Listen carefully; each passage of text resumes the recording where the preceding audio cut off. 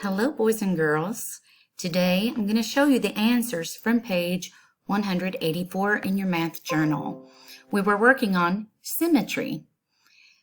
On page 184, it's titled Shapes. I hope you marked your territory with your name and your date and your class number, your school, yes, your class number. All right, let's take a look at what we have.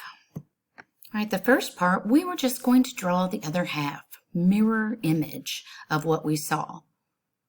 This is what we have come up with. When you're ready, you can push the pause button, but I'm going to move on to the next section when you're ready.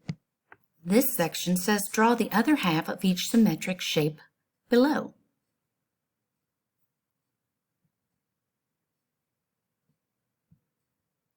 This one might have been complicated, number 8. It's a lot of fun, though. Straight edges are your friends. All right, try this. The picture at the right shows 1/4 of the symmetric shape and 2 lines of symmetry. Draw the mirror image for each line of symmetry. Let's see if you came up with something like this. Wow.